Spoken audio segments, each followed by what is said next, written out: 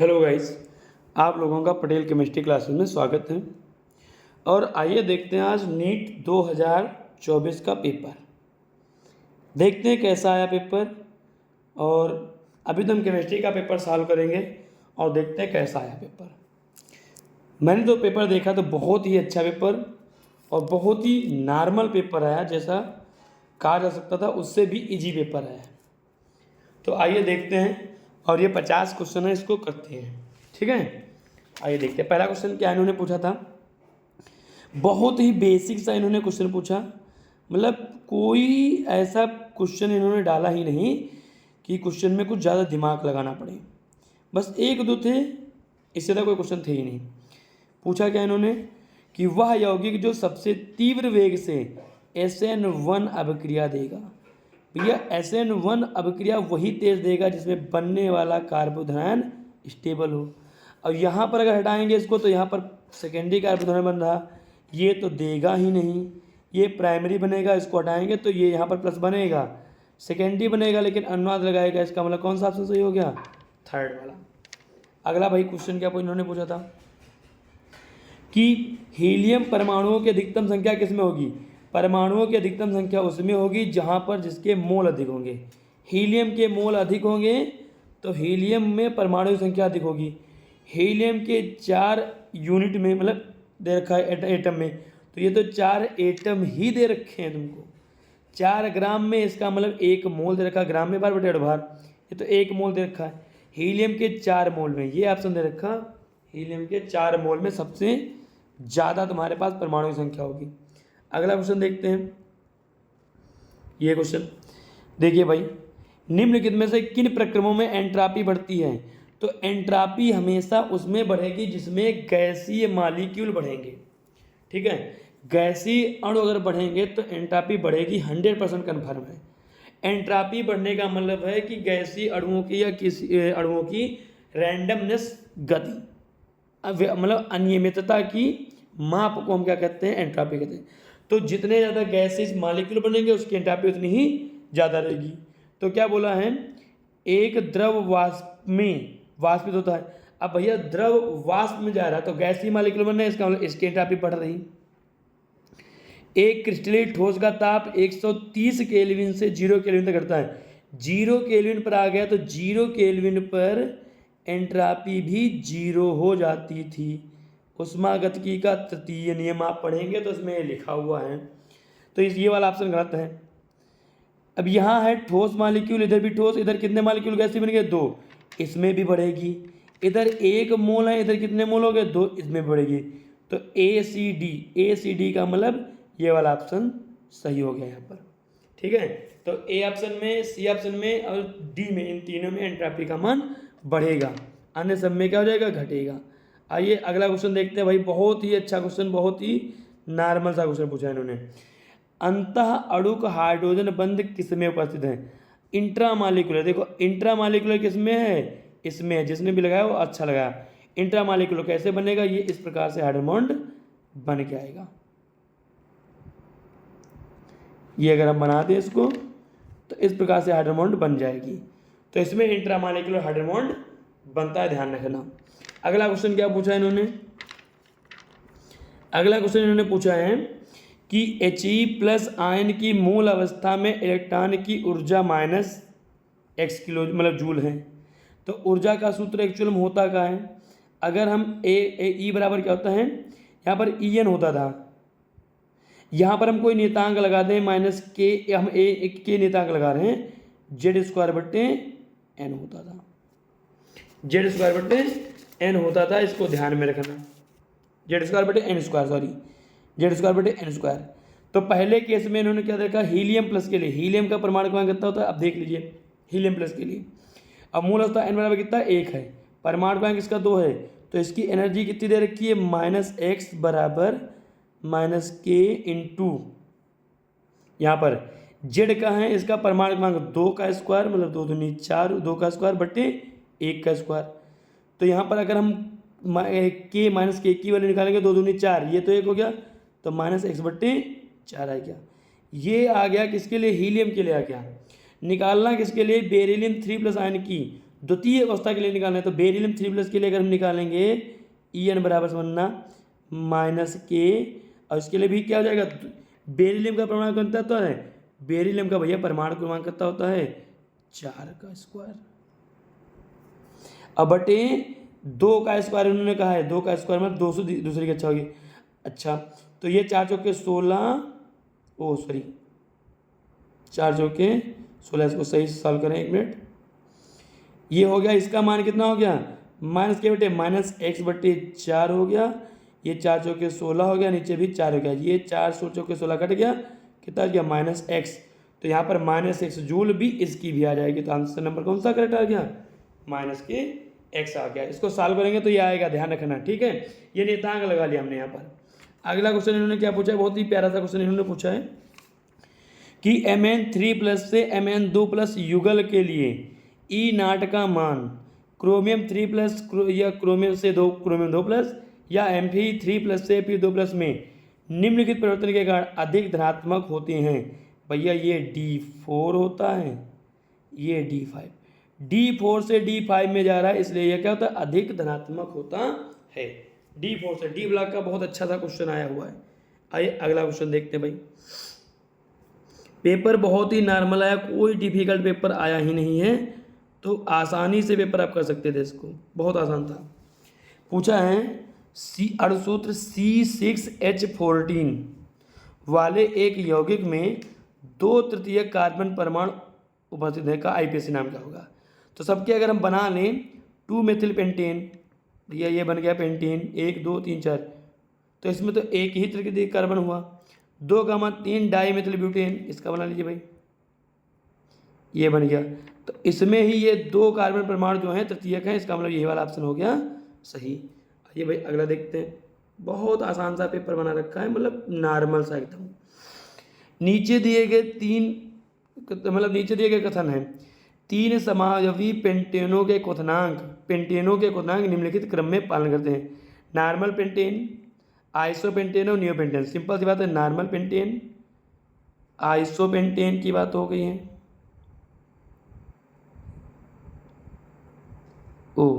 Just wait, isopentane की बात हो गई, और नियोपेंटेन ये हो गया आपका, लीजिए भाई, तो ये हो गया नियोपेंटेन।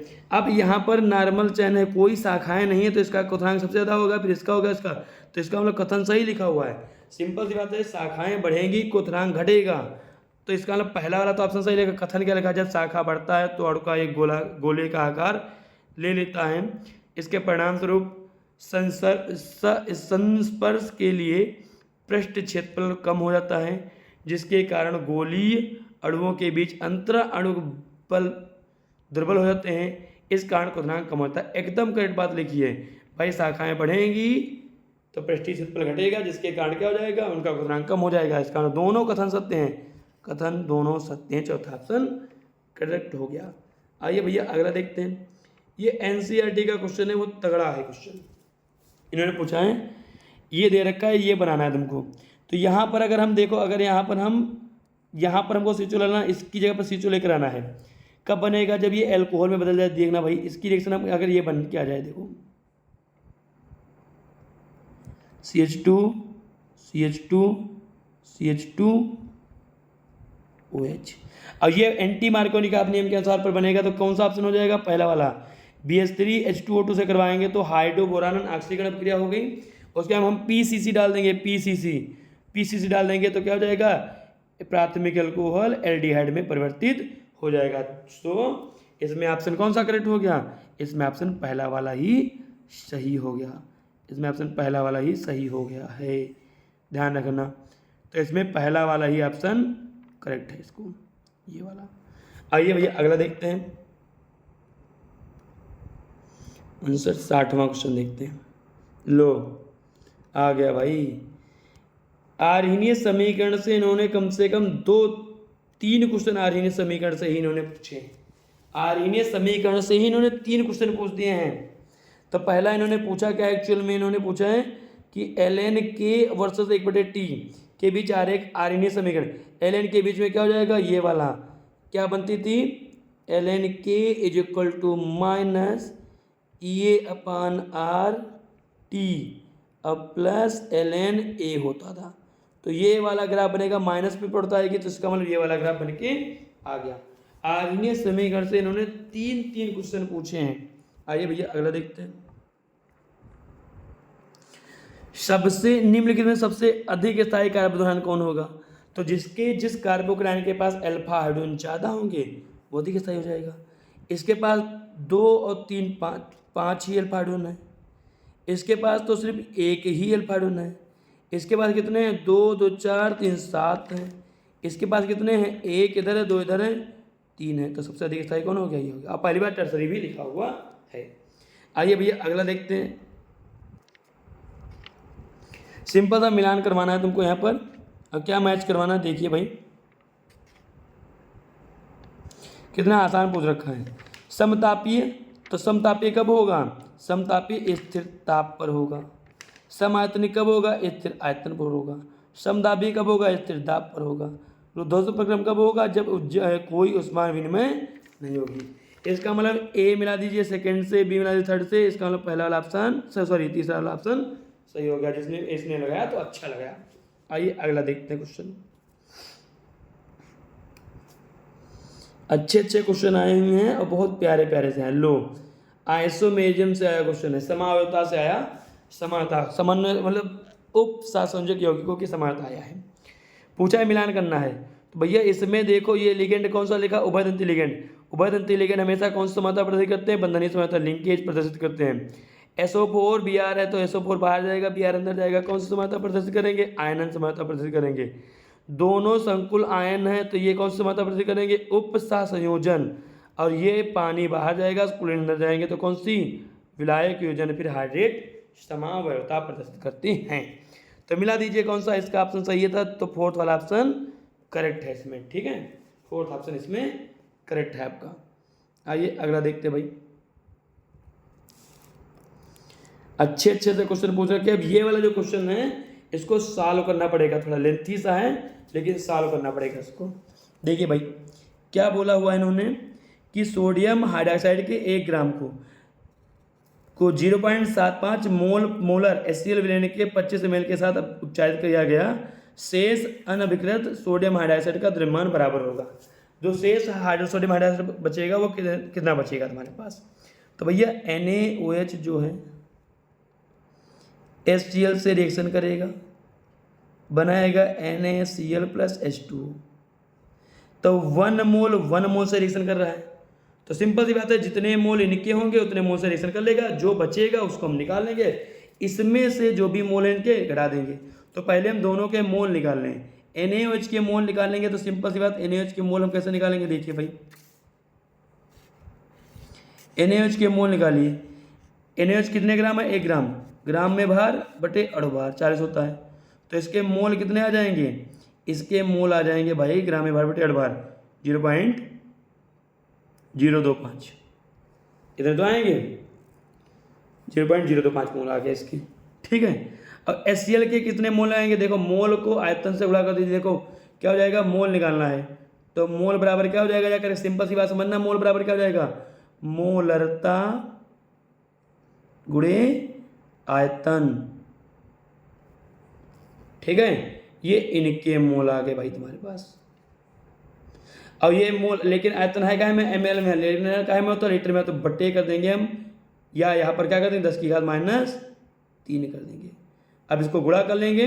अब इनको जब हम सॉल्व करेंगे, सुनिए भाई, ये मोल आ गए तो शेष मोल NaOH पूछा है तो यहाँ पर NaOH के मोल बचे कितने? तो n माइनस में से सुनना, NaOH के शेष मोल आप लोग हल करना, आ जाएगा आंसर। तो इनके इतने मोल, इनके इतने मोल। अब इन मोल से इसको घटा देंगे तो शेष मोल आ जाएंगे, और शेष मोल आ जाएंगे इसको हम क्या कर देंगे? मोल आ गए। पूछा है मात्रा, इसको हम फिर से उसके NaOH के अणुभार से कर देंगे गुणा।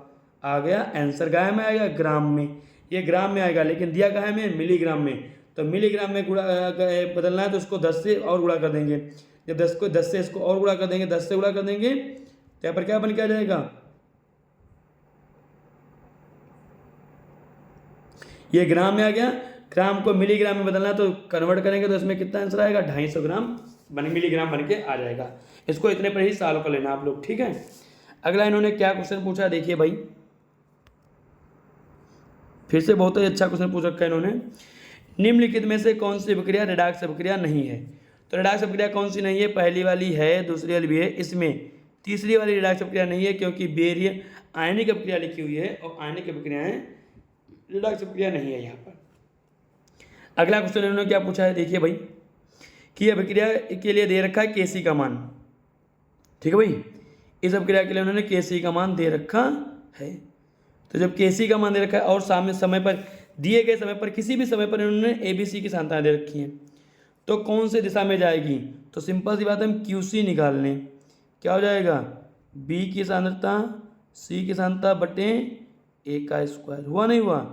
तो सिंपल सी बात क्या है कि जब इन तीनों की सांद्रताएं बराबर हैं तो ये जो भी ये होगा 2 × 10 की घात -3, 2 × 10 की घात -3, अब इसी का ही तो स्क्वायर करना, 2 दूनी 4 × 10 की घात -6 होगा नहीं होगा?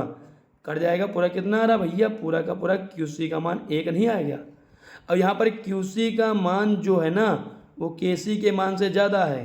अब हमने बोला था कि अगर QC का मान KC के मान से अगर ज़्यादा आता है तो अभिक्रिया पश्च दिशा में होना स्टार्ट हो जाती है, पश्च दिशा में जाएगी। आइए अगला देखते हैं भाई, अच्छे से क्वेश्चन है, बहुत ही अच्छे क्वेश्चन। अब देखिए केमिकल बॉन्डिंग का सबसे अच्छा था क्वेश्चन, अब बहुत ही प्यारा था पूछा इन्होंने। क्या पूछा है कि मिलान करना है, सिंपल सी बात। NH3 की आकृति कैसी होती है? त्रिकोणीय पिरामिडीय। तो A मिल गया फर्स्ट से, इसी के आधार पर तुमको क्वेश्चन मिल जाता, फटाक से आंसर मिल जाता, एक ही के आधार पर क्वेश्चन मिल जाता। आइए अगला देखते हैं। गर्म करने पर कुछ ठोस पदार्थ बिना द्रव अवस्था में से गुजरते हुए वाष्प अवस्था में परिवर्तित हो जाते हैं, कौन सी विधि द्वारा? बगैर सीधे, देखो भैया, सीधे ठोस से सीधे गैस में कौन जाते हैं? कौन सी क्रिया होती है? सब्लिमेशन अर्थात ऊर्ध्वपातन होता है, ध्यान रखना। चलिए भाई अगला देखते हैं। साम्य स्थिरांक से कितना प्यारा सा पूछा है, Kp और Kc के मान समान नहीं होंगे। तो Kp बराबर क्या होता है? Kc × RT की पावर डेल्टा Ng, गैसीय मोल होते हैं। तो समान कब होंगे? जब डेल्टा Ng का मान 0 हो जाए, तो इसका मान 1 हो जाएगा, समान हो जाएंगे। मतलब गैसीय मोल समान हो गए तो समान हो जाएगी। उत्पाद के गैसीय मोल और अभिकारक के गैसीय मोल अगर समान हो गए तो Kp बराबर Kc हो जाएगा। अगर उत्पाद के गैसीय मोल और अभिकारक के गैसीय मोल समान नहीं हुए तो यहाँ पर नहीं हो जाएगा। अर्थात डेल्टा Ng बराबर होता क्या है? Np - Nr, उत्पाद के गैसीय मोल माइनस अभिकारक के गैसीय मोल। तो इसमें चौथे में देखेंगे, इसमें इधर 2 मोल इधर भी 2 मोल, तो ये तो बराबर हो गया। इधर भी 2 मोल इधर भी 2 मोल बराबर हो गया। इधर 1-2 मोल इधर भी 2 मोल, ये भी बराबर हो गया। इसमें इधर 2 मोल है इधर 1 मोल है, इसमें Kp Kc का मान बराबर नहीं होगा। आइए भैया अगला देखते हैं क्या दिया इन्होंने क्वेश्चन में। सिंपल सी बात है कि समूह 16 के तत्वों में कौन सा -2 ऑक्सीजन अवस्था नहीं दर्शाएगा? तो पोलोनियम नहीं दर्शाएगा, क्योंकि ऊपर से नीचे आने पर धात्विक गुण बढ़ता है और पोलोनियम एक धात्विक गुण प्रदर्शित करता है, इसलिए यह कभी भी माइनस ऑक्सीजन अवस्था प्रदर्शित नहीं करेगा। अगला भाई देखिए क्या करा है। नीचे दिए गए तत्वों के क्वथनांक दिए गए हैं। H2O, H2O, H2T। अब देखो H2O होता है, H2S होता है, H2Se होता है, H2Te होता है। वर्ग में ऊपर से नीचे जाने पर क्वथनांक बढ़ता है, लेकिन यहाँ पर हाइड्रोजन बंध होने के कारण इसका क्वथनांक सबसे ज़्यादा हो जाता है। तो ये तो बात सही लिखी हुई है। आणविक द्रव्यमान के आधार पर H2O का अनुमापित क्वथनांक समूह के अन्य सदस्यों से कम होता है, परंतु H2O में विस्तृत हाइड्रोजन बंधों की उपस्थिति के कारण इसका उच्चतर हो जाता है। एकदम सही बात लिखी, दोनों कथन सही हैं, दोनों कथन सत्य हैं। हाइड्रोजन बंध के कारण इसका क्वथनांक ज़्यादा हो जाता है। तो बेसिक सा क्वेश्चन पूछ रखा है इन्होंने, बहुत बेसिक सा। आइए भाई अगला देखते हैं। मतलब बहुत ही अच्छे क्वेश्चन इन्होंने पूछे, नॉर्मल से एकदम, वाह। ये लीजिए भाई क्या दिया है, एनिलीन फ्रीडल कार्ब एल्कली की अभिक्रिया नहीं दर्शाता है, एकदम नहीं दर्शाता, बिल्कुल नहीं दर्शाता भाई। एनिलीन को गैब्रियल संश्लेषण द्वारा नहीं बनाया सकता, इसका मतलब क्वेश्चन कौन सा सही हो गया? चौथा वाला सही हो गया। आइए अगला देखते हैं भाई। ये दे रखा है कि CONH3 का होल ऑफ 6 पर 3+ और COF6 3- दोनों अष्टफलकी हैं, परंतु चुंबकीय व्यवहार में भिन्न है। सही बात है, अष्टफलकीय दोनों हैं लेकिन चुंबकीय व्यवहार में भिन्न होंगे। काहे के लिए? क्योंकि ये प्रबल लिगेंड है, ये कैसा है? दुर्बल लिगेंड है। तो दुर्बल लिगेंड जो हो जाएगा वो कैसा बना देगा? अणुचुंबकीय। और प्रबल लिगेंड वाला जो हो जाएगा वो कैसा बना देगा? वो बना देगा प्रतिचुंबकीय। तो इसमें अच्छा ये भी दे रखा है इन्होंने कथन, तो ये प्रतिचुंबकीय होगा, ये अणुचुंबकीय होगा।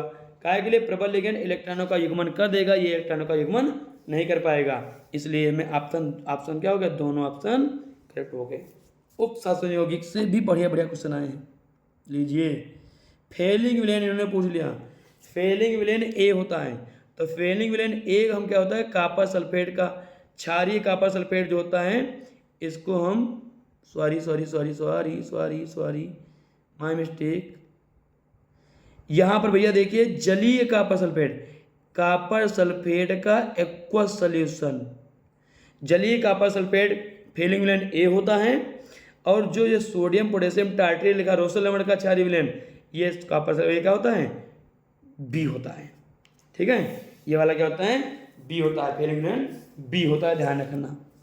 अगला भाई इन्होंने क्या पूछा है? लीजिए, हेनरी स्थिरांक से इन्होंने क्वेश्चन पूछ दिया भाई। हेनरी स्थिरांक से इन्होंने पूछा है, तो हेनरी स्थिरांक से जब पूछा है इन्होंने क्वेश्चन, तो बहुत ही अच्छा सा और नॉर्मल सा इन्होंने क्वेश्चन पूछ रखा है। हमने बोला था कि सॉल्युबिलिटी गैस की, ठीक है ना, सॉल्युबिलिटी गैस की इंक्रीज करेगी यदि केएच की वैल्यू क्या हो जाएगी? कम हो जाए। अगर केएच का मान कम होगा तो सॉल्युबिलिटी विलेयता अधिक होगी जल में। तो केएच का मान सबसे कम किसका? बी का।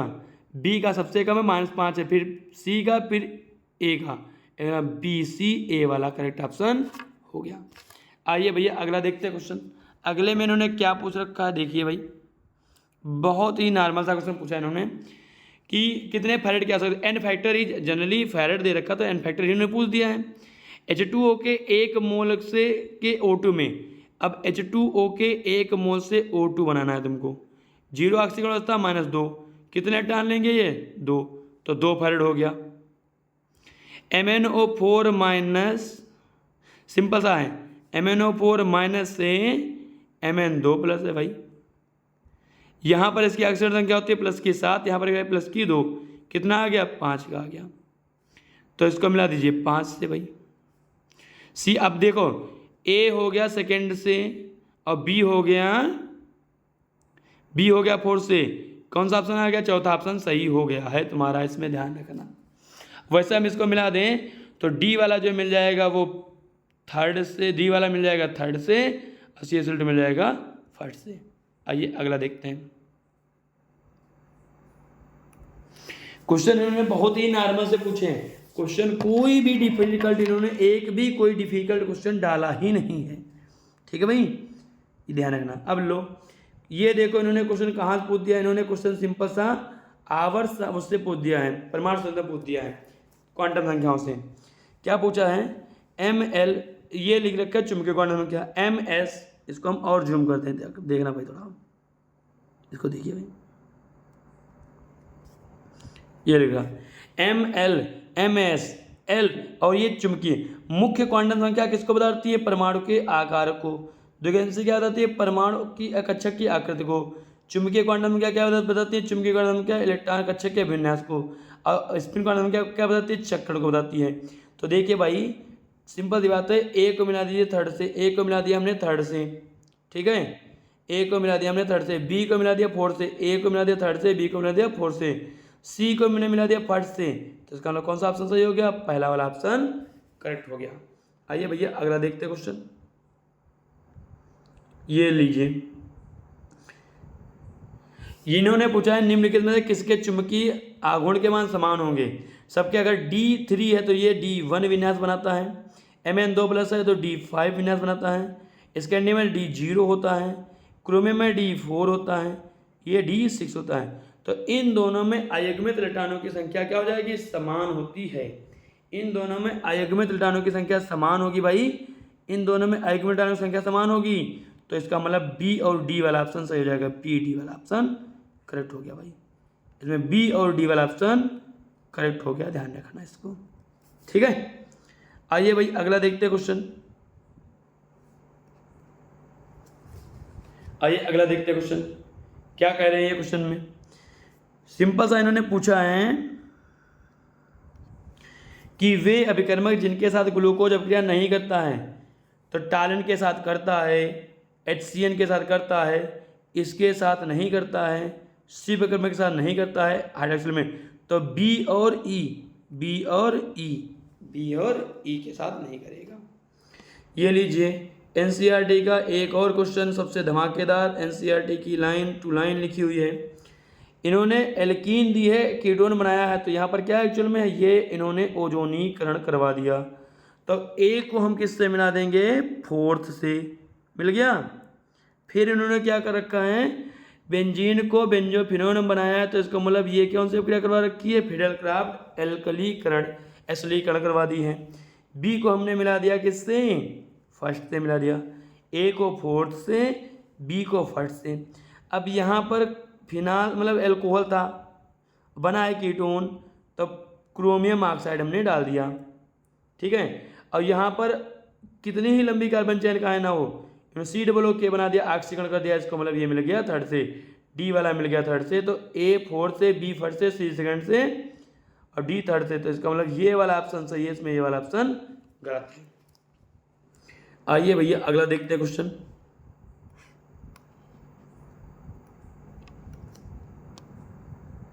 लो, विद्युत ऋणात्मकता से इन्होंने रिलेटेड क्वेश्चन पूछा है। The electronegativity arrange the following element in increasing order of electronegativity, मतलब विद्युत ऋणात्मकता के बढ़ते हुए क्रम में लिखना है। हमने तुमको बार बार बोला है कि फिर आओ कल, एन बाजार, ऐसे सफ़ेद कपड़े हैं, इसके हम जो भी आएगा सिलिकॉन वगैरह इसके नीचे आ जाएगा। सबसे ज़्यादा किसकी होती है? फ्लोरीन की, फिर ऑक्सीजन की। सबसे ज़्यादा फ्लोरीन की, फिर ऑक्सीजन की। ऑप्शन कौन सा सही हो गया? चौथा ही ऑप्शन। लो, दो सही मिल गया तुमको, चौथा ऑप्शन करेक्ट हो गया, ध्यान रखना। अगला इन्होंने क्या पूछा है भाई, लीजिए, बहुत ही प्यारा सा क्वेश्चन है कि दो कार्बन परमाणुओं के आबंधों की संख्या, दो कार्बन परमाणु के बीच में है। एथेन में क्या होता है? ये बन गया भाई, तो एक सिग्मा बंध हो गया। एथीन में ये हो गया भाई, एक सिग्मा एक पाई। कार्बन और C2 में हम C2 भाई, C2 कार्बीन टाइप का, सॉरी C2 और पूछा इन्होंने, इसमें ये भी पाई, दोनों के दोनों पाई बंद, इसका मतलब इसको मिला देंगे 2 पाई बंद। एथाइन में देख लीजिए, एक सिग्मा 2 पाई, इसका मतलब इसी वाला ऑप्शन इसका सही है। ठीक है, ध्यान रखना। आइए भाई अगला क्वेश्चन देखते हैं, क्या दिया हुआ है। निम्नलिखित को प्रथम आयनन ऊर्जा के बढ़ते हुए क्रम में व्यवस्थित कीजिए। प्रथम आयनन ऊर्जा के बढ़ते हुए क्रम में लिखना है, तो लिथियम है, लिथियम से ज़्यादा बेरिलियम, फिर बोरान, कार्बन, नाइट्रोजन, ये ज़्यादा होती है, लेकिन बेरिलियम से ज़्यादा बेरिलियम की क्या हो जाती है? बोरान से भी ज़्यादा हो जाती है। काहे के लिए? 2s2 होता है, तो इसका मतलब पहला भी ऑप्शन सही लिखा हुआ है। आइए भाई अगला देखते हैं।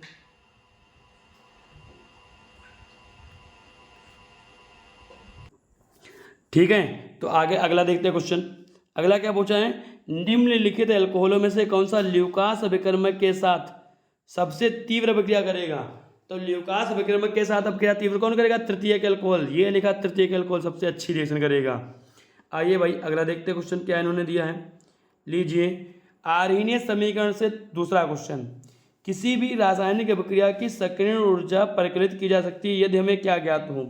सक्रियण ऊर्जा निकालने के लिए देखो ये पता था, K2/K1 EA बटे 2.303 R 1/T2 माइनस 1/T1 होता था। तो दो भिन्न भिन्न तापों पर वेग स्थिरांक ज्ञात हों, दो भिन्न तापों पर वेग स्थिरांक, ये इसका गलत है, इसका तीसरा ऑप्शन सही है। आइए भाई अगला देखते हैं क्वेश्चन हम। आइए भाई अगला वाला क्वेश्चन देखिए, बहुत अच्छा था ये भी क्वेश्चन है तुम्हारे पास। क्या दिया हुआ है कि सही उत्तर को चुनिए।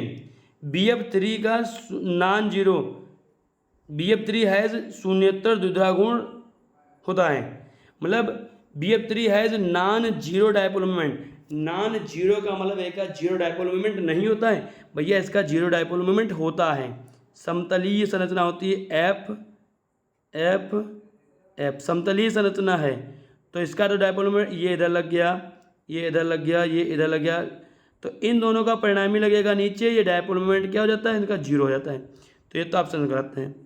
NF3 का द्विध्रुव गुण NH3 के द्विध्रुव गुण से अधिक होता है, गलत बात है। NH3 का द्विध्रुव गुण NH3 से अधिक होता है। आगे इन्होंने क्या पूछा है, CO3 पर 2 माइनस आयन के 3 विहित रूप, विहित का मतलब है अनुनादी संरचनाएं आरेखित किए जा सकते हैं, सही बात है।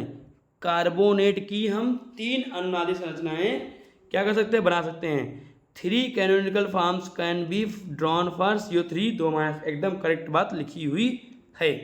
ठीक है, अगला क्या इन्होंने पूछा है क्वेश्चन, अब इन्होंने क्या पूछा है कि लैंथेनाइड आयनों का वह युगल जो बताइए जो प्रतिचुंबकीय है। भैया प्रतिचुंबकीय वो होगा जिसमें आयुग्मिक इलेक्ट्रॉन 0 होंगे।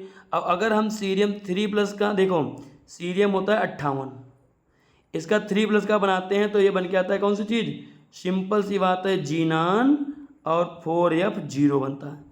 और यूरोपियम 71, इसका क्या बनता है एक्चुअल में, जस्ट वेट भैया, इसका होता है 70, यूरोपियम 70 होता है, तो 2+ का अगर हम बनाएंगे तो इसका भी क्या बन जाएगा 4F14 बन जाएगा। तो पहला वाला ऑप्शन इसमें क्या हो जाएगा, करेक्ट हो जाएगा, क्योंकि इसमें आयुग्मिक इलेक्ट्रॉन संख्या कितनी हो गई, 0 हो गई। अगला क्वेश्चन देखते हैं भाई, इसको क्लीन कर लेते हैं थोड़ा। अगला क्वेश्चन क्या है भाई, यहाँ पर अगला क्वेश्चन उन्होंने पूछा है, लीजिए आर्यनीय समीकरण का तीसरा क्वेश्चन आपसे पूछा गया है। ठीक है, सालो आप कर लो करना है इसको। देखिए भाई क्या बोल रहे हैं कि जब 27 डिग्री सेल्सियस और 57 डिग्री सेल्सियस पर परिवर्तन किया जाए तब किसी अभिक्रिया का वेग 4 गुना हो गया। सिंपल सी बात क्या पूछा है, लाग, अब यहाँ पर देखना भाई, सिंपल सी चीज़ बना दें, एकदम डायरेक्ट क्वेश्चन कर देंगे। यहाँ पर क्या हो जाएगा, लाग K2/K1 बराबर 2 सॉरी हमारा मार्कर भी बहुत मोटा चल रहा है,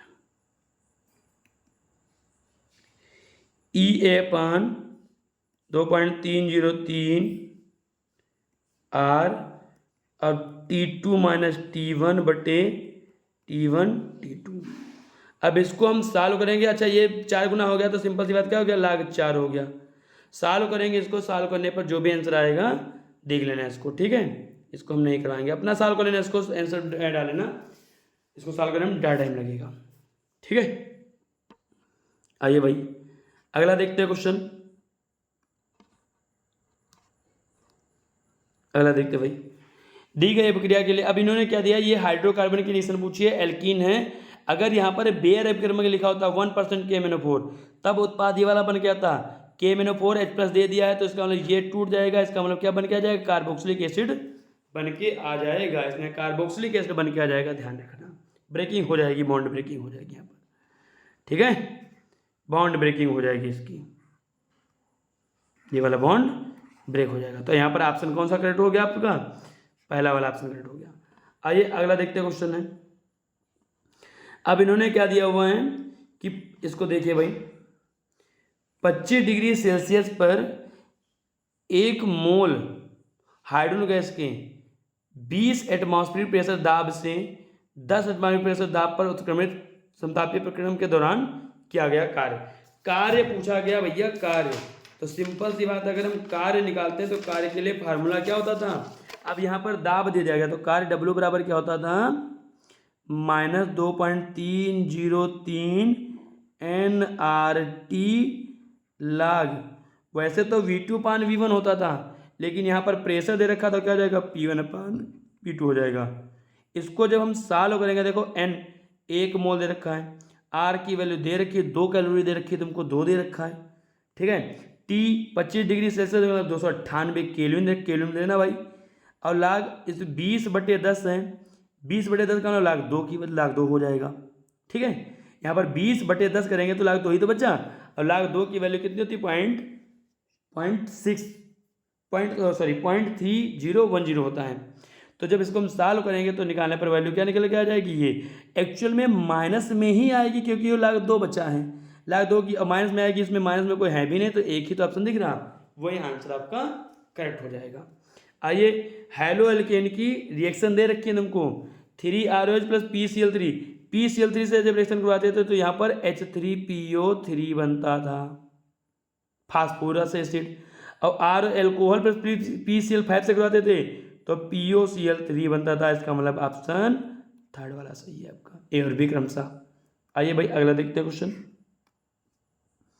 कितना अच्छा सा पेपर बना रखा है इन्होंने, बहुत ही अच्छा सा पेपर बनाया इन्होंने, डिफिकल्टी लेवल कुछ है भी नहीं। अब नीचे दिए गए या नीचे कुछ धनायन दिए गए हैं तुमको, अकार्बनिक गुणात्मक विश्लेषण का उपयोग के द्वारा इन्हें बढ़ती हुई समूह 0 से 6 के व्यवस्थित करना है। मतलब कौन से समूह के ये धनायन है तुमको ये बताना है, कौन से समूह के धनायन है तुमको बताना है। तो सिंपल सी बात है, अगर गुणात्मक विश्लेषण करेंगे तो इनको धनायनों को समूह में रखा जाता है। तो एल्यूमिनियम को थर्ड समूह में रखा गया, बेरियम 2+ को हम 5th ग्रुप में रखते हैं, मैग्नीशियम को हम 6th ग्रुप में रखा गया 2+ को, कापर को हमने 2nd ग्रुप में रखा है, और कोबाल्ट को कौन सा ग्रुप में रखा है हमने 4th ग्रुप में रखा है इसको। तो सबसे पहले कौन आ जाएगा, पहले 0 से 6 तक बढ़ाना है तो B फिर A, अब BA एक ही में नजर आ गया, BADCE, यही वाला ऑप्शन सही हो गया आपका। आइए अगला वाला देखते हैं आप क्वेश्चन क्या पूछा इन्होंने कि किसी विलयन के लिए परासरण दाब और सांद्रता के बीच आरेख एक ऋज रेखीय देता है जिसका ढाल इतना देगा भैया पाई = CRT होता है।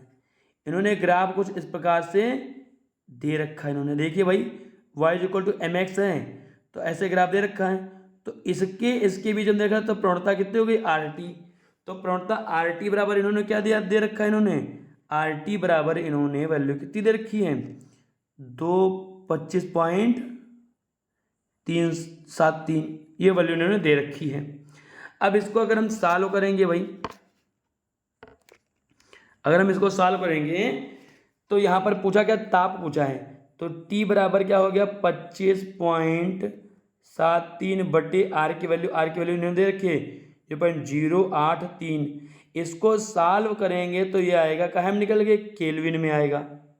अब केल्विन में कितना निकल के आएगा, इसको सब सॉल्व करेंगे तो ये लगभग 310 केल्विन आएगा, लेकिन दिया कहाँ है में इन्होंने डिग्री सेल्सियस में पूछा है, तो डिग्री सेल्सियस में निकालेंगे भैया 37 डिग्री सेल्सियस आएगा, 310 डिग्री सेल्सियस मत मार देना, ध्यान रखना इस चीज को। R की वैल्यू लीटर बार मोल इनवर्स पर केल्विन दे रखा है इन्होंने, ध्यान रखना इस चीज को। तो केल्विन में 310 आएगा और जब इसको हम 273 घटा देंगे तो 37 डिग्री सेल्सियस आएगा, सेल्सियस वाला, इसको ध्यान रखना। कितना अच्छा था क्वेश्चन इन्होंने बना रखा था। अगला भाई देखिए मूलानुपाती सूत्र इन्होंने पूछ लिया है, कोई कठिन नहीं, बहुत ही आसान सा इन्होंने क्वेश्चन पूछा है। क्या दिया हुआ है ए दिया हुआ है 32x ए इन्होंने दिया हुआ है 32%, बी इन्होंने दिया हुआ 20%, सी इन्होंने दिया हुआ है क्या 48% हो गया शेष है। अब इनके क्या अड़भार दिए गए हैं, तो अड़भार से अगर हम भाग कर दें इसको 40 32 तो भाग कर देंगे तो 32 दूना 64 1/2 आ गया, 1/2 आ गया, ये कितना आ गया 8 6 48 8 चौको 32 2 दूनी 4 2 3 6 3/2 आ गया। सबसे कम संख्या कौन सी है 1/2 है, तो 1/2 से सबको हम भाग कर देंगे तो 1/2 से भाग करने पर कितना आ जाएगा 1 1 और कितना आ जाएगा 3। तो सिंपल सी बात मूलानुपाती सूत्र क्या बन के आ गया ABC3 बन के आ गया, ABC3 बन के आ गया। ठीक, आइए भाई अगला देखते हैं क्वेश्चन, लीजिए भाई 95 में पूछा है इन्होंने कि एल्कोहल को PBr3 से प्रक्रिया करवाएंगे, तो PBr3 से करवाएंगे तो यहाँ पर OH के ऊपर क्या लग जाएगा Br लग जाएगा, तो OH के ऊपर Br लग जाएगा, इसका मतलब ये नहीं हो सकते, ए और पहला और चौथा हो सकता है। फिर एल्कोहलिक KOH लिया तो एल्कोहलिक KOH लेंगे तो या तो इधर बनेगा या तो इधर बनेगा। इधर तो यहाँ दूर बना दिया, इसका मतलब ये वाला ऑप्शन, चौथा वाला ऑप्शन सही हो गया। E2 एलिमिनेशन बन के आ जाएगी। आइए भैया अगला देखते हैं। ये लीजिए, पूछा गया है मोहर लवण विलयन अर्थात फेरस अमोनियम सल्फेट के विरचन के दौरान निम्नलिखित में से किस अम्ल को Fe2+ आयन के जल अपघटन को रोकने के लिए बनाया जाता है। तो मोहर लवण में Fe2+ आयन के जल अपघटन को रोकना है, तो जल अपघटन रोकने के लिए हम सल्फ्यूरिक अम्ल का प्रयोग करते हैं। लेकिन कौन सा सल्फ्यूरिक अम्ल का प्रयोग करेंगे, तो यहाँ पर ध्यान रखना तनु सल्फ्यूरिक अम्ल का हम प्रयोग करते हैं, डाइल्यूट सल्फ्यूरिक एसिड का प्रयोग करते हैं। ध्यान रखना है इस चीज को, ठीक है। तो सल्फ्यूरिक अम्ल का हम प्रयोग करते हैं, वो भी कौन से, तनु सल्फ्यूरिक अम्ल का प्रयोग करते हैं। तो ऑप्शन नंबर 3 इज करेक्ट। आइए अगला देख लेते हैं। ये देख लीजिए, थोड़ा ये क्वेश्चन लेंथी सा था आपका, जो क्वेश्चन नंबर 97 है, ठीक है। इसको हम अभी करवा रहे हैं बाद में, हालांकि अभी देख सकते हो, कोई दिक्कत वाली बात नहीं है। वियोजन की मात्रा इन्होंने पूछी है, तो इसको अभी बाद में करवा रहे हैं, हम अलग करवा देंगे इसको। पहले अगला वाला क्वेश्चन देख लेते हैं, ठीक है। अब ये इन्होंने पूछा हुआ है, क्या पूछा है कि CH3 CH2 CH2 I है, तो यहाँ क्या बन जाएगा, CH3 CH2 CH2 CN बन गया। CN का आंशिक जल अपघटन कर दिया है, तो आंशिक जल अपघटन करने पर क्या बन जाएगा, CONH2 बन गया। हाफमैन ब्रोमाइड अपक्रिया कर दी है, तो ये खत्म हो जाएगा। तो इधर कितने कार्बन हैं, 1 2 3, तो प्रोपिल एमीन बन जाएगा, प्रोपिल एमीन बन के आ जाएगा। अगला भाई देखिए, अगला भी आसान सा क्वेश्चन है। उन्होंने कॉपर सल्फेट विलयन वाले किसी वोल्ट मीटर से 100 सेकेंड के लिए इतने विद्युत एम्पियर विद्युत धारा प्रवाहित कर निक्षेपित कॉपर द्रव्यमान। तो कॉपर 2+ से कॉपर जा रहे हैं, 2 इलेक्ट्रॉन ले रहे हैं। सिंपल सी बात है, W बराबर फैराडे का प्रथम नियम लगा दीजिए, EIT/F।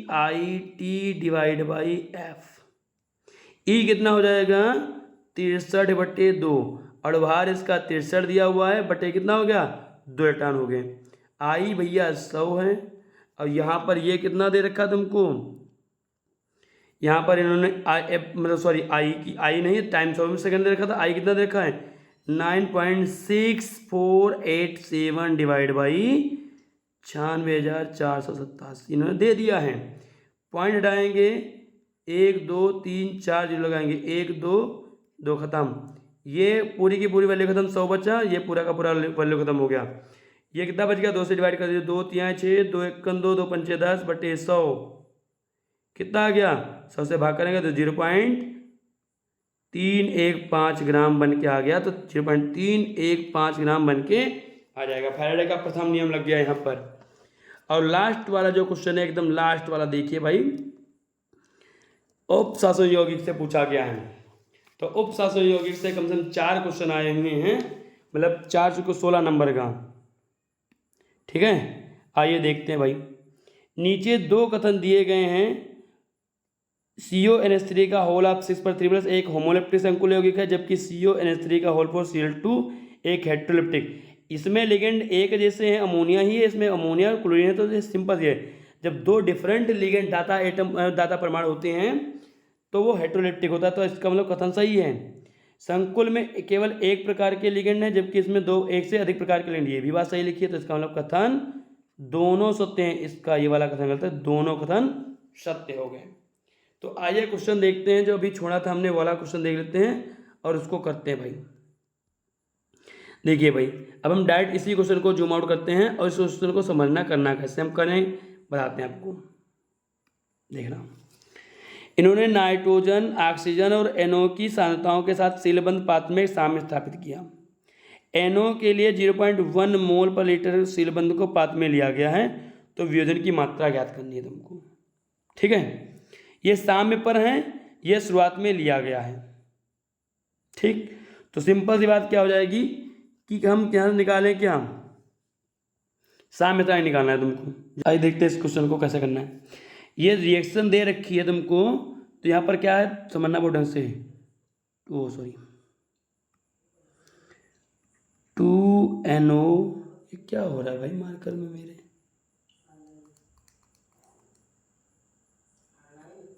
2NO, क्या हो रहा है भाई मेरे मार्कर में, कुछ समझ में ही नहीं आ रहा।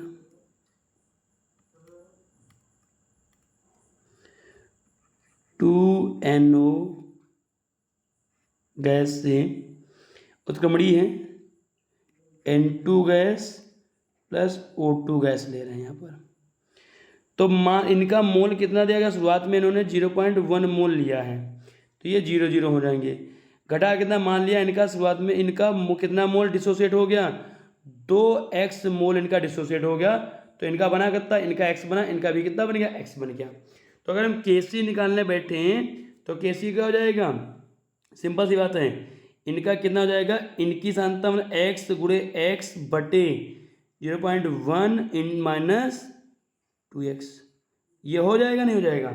यहाँ पर x की ही मात्रा तुमको निकालनी है कि कितने मोल डिफ्यूजन की मात्रा, तो ये x ही तुमको निकालना। अच्छा Kc का मान और कैसे निकाल सकते हैं, तो मात्राएं दे रखी इनकी, तो Kc का मान हम और कैसे निकाल सकते हैं, ध्यान रखना ये मात्राएं दे रखी हैं, सुन लीजिए भाई।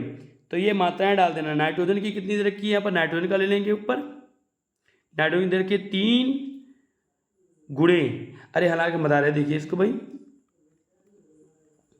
यहां पर हम Kc की मात्रा हम इस सूत्र से निकाल लेंगे, N2 की सांद्रता O2 की सांद्रता डिवाइड बाई NO की सांद्रता का होल स्क्वायर, हम इससे निकाल देंगे, ये दोनों बराबर कर देंगे, x की वैल्यू आ जाएगी और इनकी सांद्रताएं सामने पर दे दी गई हैं।